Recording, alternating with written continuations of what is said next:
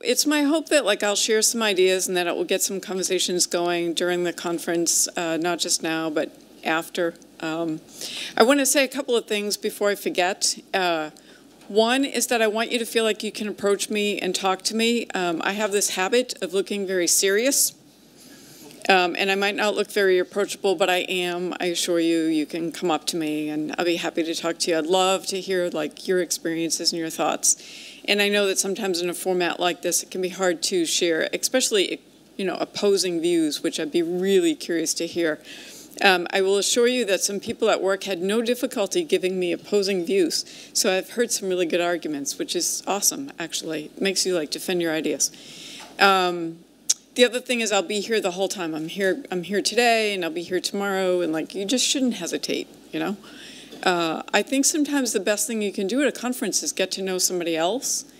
And I guess the other thing that I'll throw out there, just this chance mini conversation a minute ago, where I said to somebody, I'd be happy to help them speak at some point if they wanted to, come and ask me about that. Hey, why do you do it? And how has it helped you? Because I could go on a whole long rant on that, but that's not what I came here to talk about. I know a lot of times conference organizers, is she going to stay on point?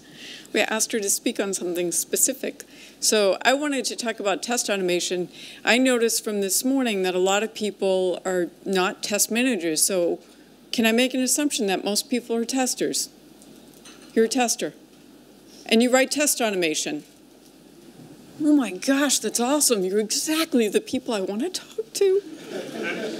I used to be one of you. I was. And then I went to the really dark side. We used to say the dark side was development, but the really dark side is management. By the way, I've been meaning to ask, is this recorded? And will people in my company see this? Where is this going? Yeah, will I be in trouble? Okay, yeah, fabulous. So it's great. It's just great. It all just works smashingly well. Something like that. Anyways, but I guess one of the things that I've been finding as I've been going more into management roles and a little bit away from testing, which sometimes, frankly makes me a little bit sad sometimes. It's a personal problem, really. We get into it later. Is how much I don't know. I don't know things anymore. I don't know, and we talked about this earlier today in this sort of, do I want to be an individual contributor or a manager, and what the difference is and some of the things you struggle with and what you find out in that discovery path. And it's really hard to go from being somebody who really knew a lot of the details, the ins and outs of things, to being from a distance where you don't know it. You would think I hadn't been part of this community. This the community I grew up in. This has been my whole world. You have no idea. So much more a part of my life than you would imagine. So I am surprised now to find out sometimes I don't know what's in a test automation suite. And I think a lot of people don't know. I deal with a lot of other executives who don't always know what's in the automation suite. Some of them are a little bit bored maybe by testing, and they don't know how to ask questions.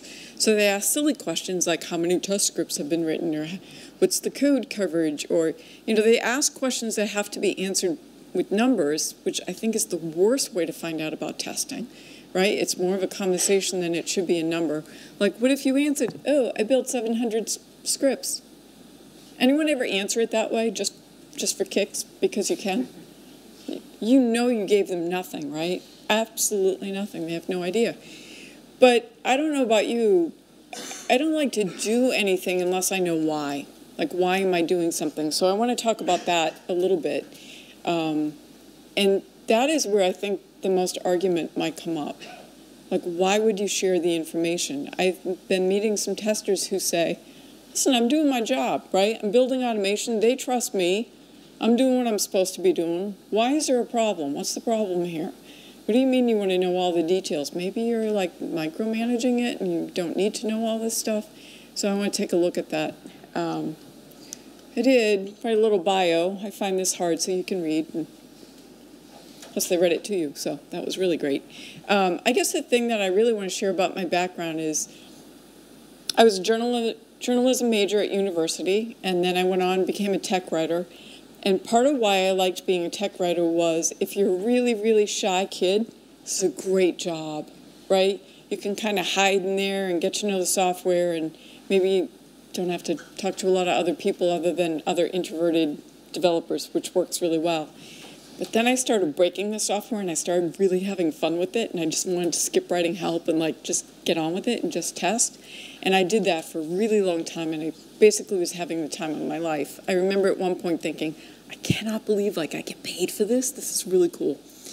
So I was a tester for a long time, then I became a test lead, then I became a test manager, because that's kind of what they do to you. And then I discovered office politics, and I thought they were just really awful, and I was not liking my day anymore. So I did what most working parents would do, right? Like I just quit. Just maybe you should have a little bit more of a plan in place when you do that, I'm just saying. So anyways, I left, and I opened my own solo consultancy, which gave me the opportunity to pick and choose the work that I wanted to do. And over the years, under the name consultant, I did a lot of different things, and that work changed greatly. Something I don't want to digress into right now, but it gave me a lot of opportunity to do different things. And one of the things I most enjoy is actually to find out somebody else's perspective, somebody's perspective who's really different. So like I worked at an offshore company for a while, and I was their outside trainer brought in so that I could see what that was like. And that was fascinating to watch. People work really hard all day, and then at the end of the day, when the Americans are awake and the phones start ringing, and you see what that experience is like.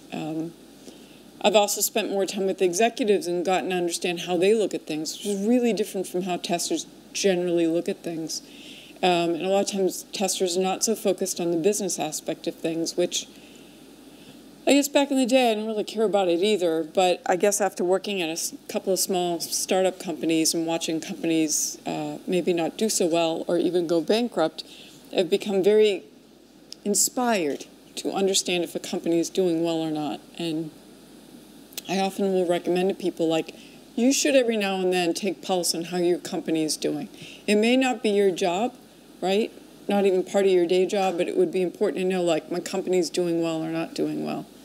I then came back to being an employee, and I'm trying really hard to be an employee. Gosh, it's going to be on video too. It's just great.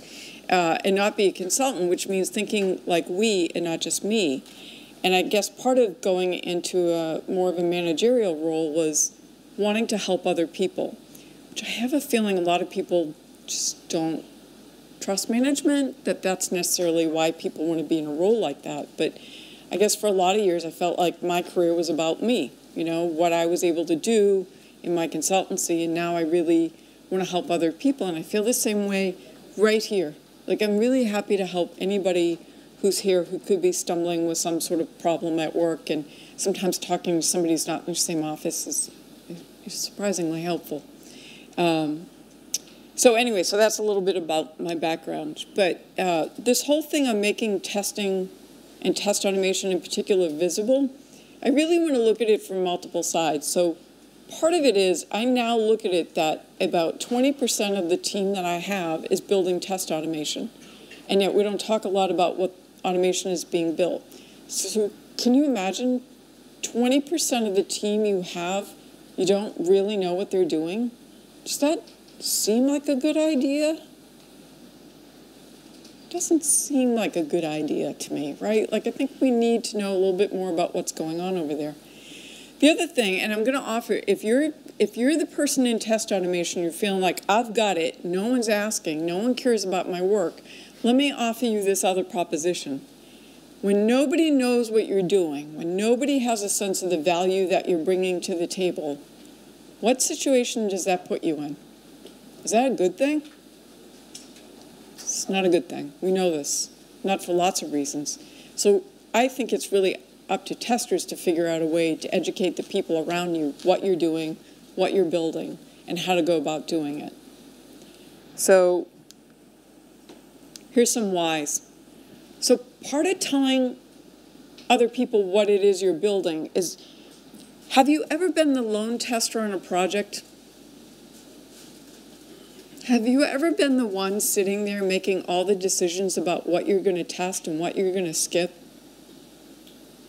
Massively stressful, isn't it? And if you don't tell anyone what you're doing, you are making all those decisions all on your own. and nobody is really going to help you with it. And you're taking on a tremendous burden. For that matter, you're taking on a tremendous risk.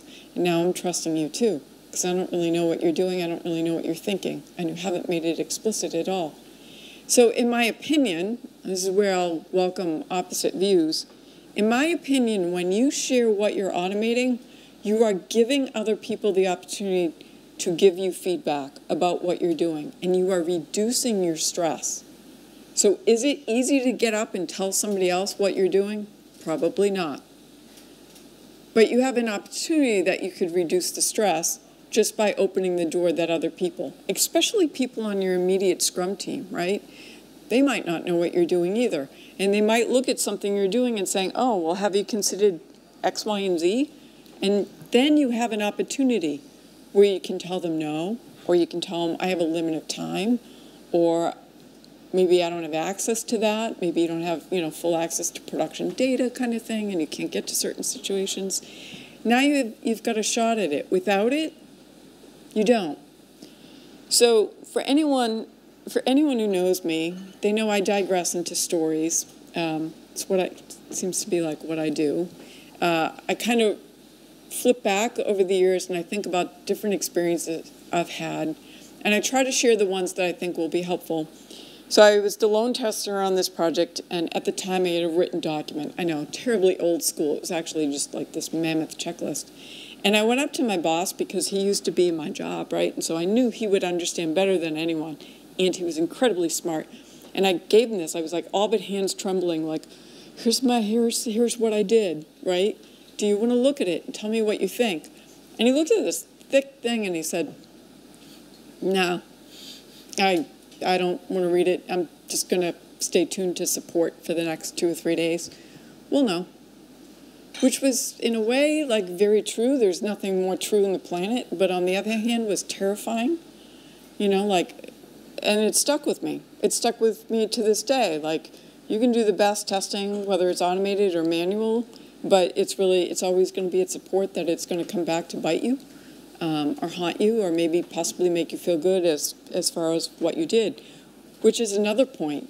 There's no reason why you can't talk to the people in support and even get their input. And we don't do this because we think, well, they don't understand automation. They don't get it. They don't need to. They don't need to know the tool. It doesn't take much. Most people understand that things can be automated, and you could be getting their input. You could be getting input from all sorts of people, and yet instead, chances are you're doing it alone, and you don't really need to be so alone.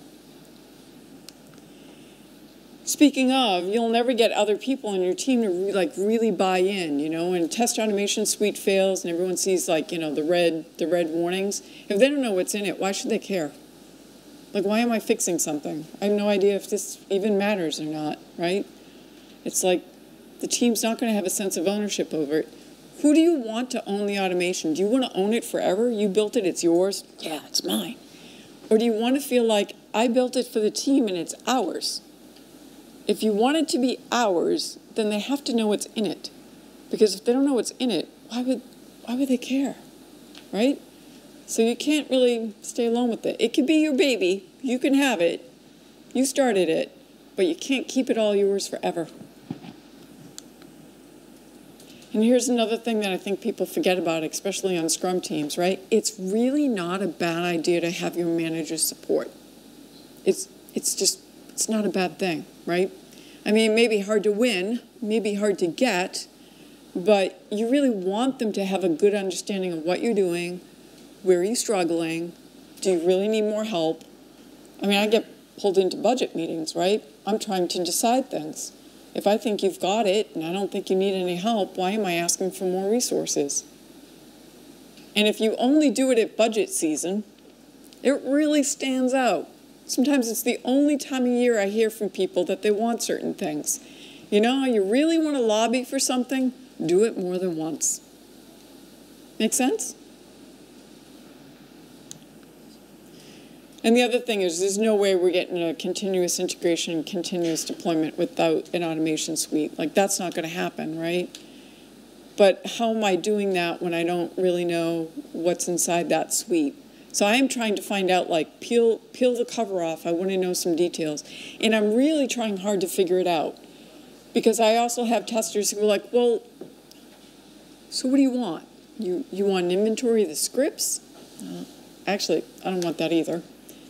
And honestly, I don't want to be invited to one more demo that's early in the morning where somebody shuts the lights off and then scripts are running in the background and I'm like doing my best not to fall asleep because I said I really, really care, and then I'm like bored to tears. And by the way, at the end of those demos, I really don't always understand what's going on either. Like, it doesn't actually, I see it, but I don't have the information. I'm missing something. So I need somebody who can sort of tour me through it. You know, I don't need to see it, because I do trust you, but I need it explained to me at some kind of digestible level. And so you might think, what did we learn this morning about a cup of tea? So if your explanation takes longer than, you know, what it would be over a cup of tea, then that's too long. You know, in America, we often do this thing about like the elevator pitch, and that's because for those of us who live or work in large cities, you're in an elevator, you're in a tall building, and so you only have so much time, and you only have so much privacy in some of these places, and so that's really where the whole elevator pitch came from. But this is the same kind of thing, right? I need a short amount of information, but I need it. So when are we doing this? True story, here we go. I thought the easiest thing to do would be to do it at a sprint review. Turns out that's complicated. Anyone else think it's complicated at a sprint review? No? Or we don't want to talk? Or we're tired of raising our hands after lunch? I have my coffee. I thought it would be the easiest to do a sprint review. It seems like roughly the right group of people, right? Except I got feedback from a tester, and I had to really think about it and realize it was really sad, but I think she was quite right. Sprint reviews can be a little bit of a show. The stakeholders show up that maybe we don't see on a regular basis, right? Sometimes some executives come in there, and sometimes they're not the people that we're quite so comfortable with, and there's a lot of shuffling around for who's going to get a little bit of the floor, and sometimes people want to show off their work, and there's all sorts of weird dynamics going on in there, and as it turns out, maybe it isn't really the right group, right? Like maybe we need something else. Here's what I want. I decided to fantasize about this, right? What would I want? Magic wishing wand. I'd like an open house. I got one last week. It was awesome. I got to ask all the questions I wanted to ask, heard all the detail that I wanted without too much. So I think that if you're writing test automation and you put an offer out there to host an open house, let the people come who are interested, and you describe it to them. And you could make this short. It could be 30 minutes. People love short meetings, right? I do. Done, right? And if you do it every now and then, even if you never have a conversation with some of those people again, maybe it's one of the executives from somewhere that you work with, at the end of the year, they're never going to come to, I have no idea what they do. Because even if they didn't come to any of those invites, they know you opened the door. They know you offered it. And now it's on them because they didn't take you up on the offer. Right? You could do this 3 times a year, 30 minutes. How hard could that be? Does that seem doable? Yeah, like just an overview. Just, it's your opportunity. It's your opportunity to share with other people. And all sorts of things could come out of it. Could be other testers could show up, and they could have other ideas. They might want to reuse something that you've done, you know? Here's one of my favorites. I've done this before. I don't know, anyone in a management role might feel like they repeat themselves, like, oh my gosh, I thought I told everyone this same bit of information. I don't know why we don't record more videos, right? It's better than an email, right? They stand out. You don't get a lot of them. They could be really interesting. Could you imagine you could have like 2 testers sitting together acting like they're just talking about it? They could have the screen up running in the background. They could show the pipeline. It could be very multi-dimensional, so it really could kind of click into place. And it could be really short. And if you get nervous when a video is going on, because it's not your average way to talk, right? It could be that you could edit it. You could clip it, right? And then you could just be sending that out. What a great way to have some sort of an update, what's going on. If all else fails, you could do an email, right? Gosh, get a lot of emails. But you could at least make the title of the email really interesting. This quarter's review of automation, I'll bet you anything people would read it. I'd read it. I'd be thrilled to have that. I'd be thrilled to have that in my back pocket when I get pulled into other meetings that just come up and I'm lacking information. And if all else, you could share it as sprint review. I just really had no idea that it could be so complicated in there, but I'm glad that somebody brought it up because now I see, like, yeah, that could be. Do you feel like you have opportunity? Do you feel like you have people who are going to want to hear it? Do you think it would help you? Maybe? All right. So I figured, what's the next question? The heck am I supposed to be sharing, right? So there's a few things I want. I'll be very specific. Feature testing. All right. So we put out this big feature. I feel really good about it. Gosh knows the developers will talk to me about like what they've built, and they're very excited about it. And sometimes they really like to talk about how they thought of things ahead of time and what clever scenarios, the edge cases that they've thought of and how they've coded for that. It's awesome. I'm glad. And then I get testers who will say, well, yeah, we built some automation for that. I mean, can you give me anything? Can you give me some sense of we feel like we've got that feature really covered? Or, gee, as a matter of fact, a chunk of that's going to now be in our backlog because we have more to go. You can give me a little bit on that. What about Regression Suite? We talked this morning about the Regression Suite needing to keep it lean and clean and what it's like to keep that thing up to date. It's a bear, right? The Regression Suite is one of my biggest concerns. I literally worry about it at night. And I have seen multiple teams go from 0 automation to 700 scripts, and nobody's doing the pruning. It's a mess. And once you get to that, the pruning process is even harder. And I don't understand why it's not a conversation. I go back and I think when I had said to my boss, here's my test plan, with my shaky hands, here's what I'm doing. Same thing with the automation. As soon as we build a suite this big and we don't know what's in it, it's terrible. Another true story. I worked at a place where we did a rotation for who ran the automated regression suite at night. It's just the way it was then. It was part of the transition of moving from waterfall to Agile. And so I asked, I was the new kid on the block, I asked, what's in the suite? And I heard across the board from the team, none of us know. Well, why are you running this thing? Well, because we were told to.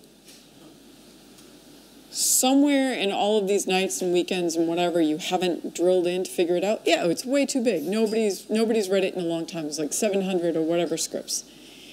So what do you do when stuff fails? Well, and that was the answer, Like, we kind of hack at it, we kind of patch it, we shove it back in, and we pass the rotation to the next guy, right? So I can't really tell if this is helping anybody, other than some poor group of executives down the hall probably paid for licenses for QuickTest Pro, right? And they are walking around thinking that everything's been automated.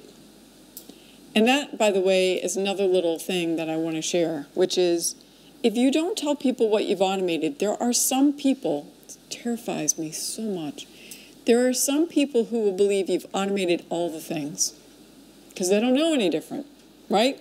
Literally have executives who think everything's been automated. We're working towards 100% automation. Okay, because that's a goal, and that never happens. But there are people who believe that. Do you want them to believe that? So what happens if they do believe it? And you leave them alone with that like false fantasy, and then something goes wrong in production. What do you think they're thinking? You know what happens?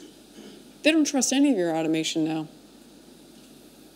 They just give up on all of it because they don't know any different. You've lost a lot of faith. And so that's another chance that people will know what's really going on, what's really been automated, what's not.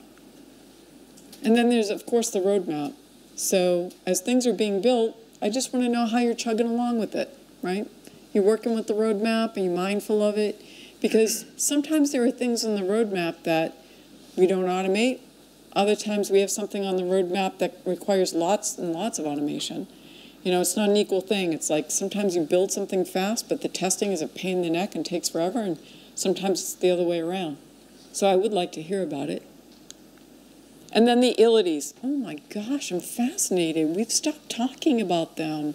Just last night I fell in this conversation. It was really interesting. Some years ago, test strategy was something that was talked about all the time. Like that would for sure. It might be a whole track at a conference. It was definitely a topic like, what's your test strategy? How do you build it? Now I just think we're just trying to go as fast as we can. That seems to be the strategy, is to go quick. And nobody's really talking to me strategically. And I feel the same way about the illities. Like, when's the last time I had a really good conversation with somebody about the scalability of testing something and what they were going to do with test automation and get there? It like doesn't happen. I have this horrible fear that we're going to end up with a generation of testers who don't know what the illities are. Which, by the way, if you're in this room and you don't know what the illities are, it's okay. You can come up and ask me later, and I won't give you a hard time. It's free conversation, all right? But I think these are things that we should know about. I think there's a big difference between the short, quippy little scripts that we're running, right, that maybe test one small thing versus the scripts that we're running that really test something that's big and robust. While we're on that topic, I have no idea what your rotation is. I don't know how often you've done these. Again, think of that executive down the hall. Best they can tell, you've automated all the things and running them all the time. You want to leave them with that impression, go for it. I just don't recommend it. So how? I used to have a really hard time talking to people. Now I'm a little bit more like, will she ever shut up? Kind of gone the other extreme. But I do remember having a really hard time talking to people and trying to figure out, like, how do you share this information? What if you are kind of a shy tester and you just don't know how to do this? So here's a fast answer. Just give me a checklist. I'm cool. No long sentences. Bulleted list is fine. Take it literally on a scratch of paper. It doesn't have to be pretty. Short email. I'm good. Keep it simple. A book I love is The Checklist Manifesto, for anyone who loves to read. It's a good one. But yeah, I'm not looking for a fancy dissertation. Like, just a list will be just fine. And then the reality. So this drives me nuts being in the situation that I'm in, which is I don't like hearing about test automation unless I hear about like what's not working, because I know that it doesn't always work. I know no tool is perfect, despite how awesome some vendors used to be at selling you a tool. And I just want to know, like, so what have you not been able to automate? I'm not actually trying to poke a hole in your work. I'm actually trying to understand. I'm trying to have empathy. And honestly, from a whole team perspective, I've got developers building unit tests, I've got test automators doing their thing, and I have manual testers. How do I know we're not massively duplicating some things and skipping other things? Probably skipping the things that are hard to test, maybe, or hard to queue up that test. So please just talk to me honestly. And it's an interesting thing when a development manager comes from having been a dev. People probably know that occasionally they might go in and peek at the code. But when you come from the testing domain and you're in that role, it's interesting that people won't think to talk to you realistically. I've written automation. There's no tool that's been a perfect situation. There's always been scenarios that I've not been able to automate. Just tell me about them. And then the backlog, right? I know you've got a bunch of stuff to do. I know that you don't even need the next build and you're still busy. You have other things to do. Tell me about it. I just love to hear about it. I don't need massive detail, but a little bit. Just a little bit would help. All right. I want to show you guys something. I have this analogy I want to explain to you. And I want to see if this makes sense, because sometimes somebody will share a story and then you remember the story. Like, that's the only thing you remember. I thought maybe having something physical would help you remember this today, right? So what did I do before I left home? I got a map of Poland. Awesome, right? Love it.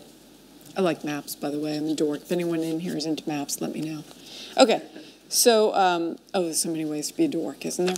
It's amazing. So here's the thing. We have this thing called AAA. It's like, what is it? American Automobile Association. They put together these lovely maps, and they'll give them to you for free. And I know, yes, Google Maps on the phone and all that, but sometimes you just want to see a map, right? So check this out. This is Poland. This must be, you recognize this? Do I have the wrong side? Good catch. There's a tester in the room. And am I upside down? Is this good? Do I have it now? Okay. All right, so this is awesome. I have a whole map of Poland, and they've included every single possible street. Doesn't it look that way? How helpful do you think this is? Do you think this is terribly readable? Would you like to go to a foreign country and try to understand where the heck you are with this? It'd be kind of dreadful, right? Yeah. So this is how I feel when I'm invited to a test automation demo and they run all the scripts. I leave with nothing. I was given a lot, totally given a lot, but I actually have nothing. And so here's my proposition. There's an American, he's known Rick Steves. He does a lot of European travel, and he tries to help your average American who's maybe nervous about going to Europe, big scary trip, right? And he draws these wonderful maps. And you know what? We'll take that map any day over this one. Who would prefer this map over this? Oh, you're from here. You probably know how to read this thing, right? Yeah. Okay. But do you see my point? So when you go to think about how are you going to share information, don't really worry so much about whether it's checklist or whether or not it's like 3 sentences stuck together in a little teeny paragraph. Think about this visual, right? Do not bury them in overload of stuff. Come up with some way to make it palatable. They can actually retain it and do something with it. I'm doing my best keeping one eye on the clock.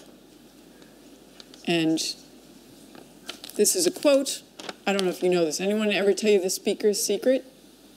You're supposed to have at least one quote in your slide deck. I was getting close to the end, but you have to have a quote. This is like a little rule. The other thing, you're also supposed to probably have a meme or some kind of cool graphics. You didn't really do that. But anyways, sorry, I'm just half joking about speakers. That's the deal, though, in automation, is I don't know what you've done. I don't understand your motives. I have no sense of your risk analysis. None, because I don't know what you chose to go and automate. So I ask you to think about this when you go home. Which map would you prefer? And at that, I want to say, and I've been working on this all week, so try not to laugh. Dziękuję. I think maybe the problem why stakeholders don't want 100% of automation or they don't know about automation is the problem that we don't give an automation mission statement. What we're going to do, or the whole mission. What we're going to do before the whole process will begin. That's a good point. You could have a mission for every area too. Like the mission for regression is to do this, and the mission to, do ility testing is something else. So, did you manage to convince your teams to actually do this kind of showing you the automation? How did they work on it? Like what's the deal? So, every team has its own story. So, on one team, what I really learned is that the tester is very close to the developers and that they pretty well know what's being built. And it's not that they don't ask. It's such a part of the process, I think they feel it's unnecessary. This to them is overkill, right? We already do this. We go into code reviews, they know what we're doing, we know what they're doing. On another team, it's a little bit different. I can ask questions, but it's interesting that I don't want to be in a position of being like a micromanager. And so I have to balance my total curiosity on the subject versus what's a reasonable amount to ask versus at what point does that person feel like I'm not trusting them. So I am trying to strike the balance, and I'm trying hard to encourage them to do an open house, and just let the right people show up. If they care, they'll show up. Thanks. Okay, so I booked this question for myself. I have a question regarding you said it's sprints are time to show off, or there is a risk to show off. So my question is how to pretend to like people not showing off, because sprint should be informative, should be consistent, and so on.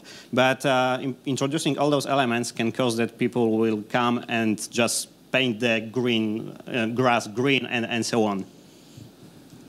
I'm trying really hard to let people be themselves, right? So product owner runs the sprint reviews. I don't run the sprint reviews, so they might do it in a style that's not the way I would do it, but that's okay. Like, that's their thing.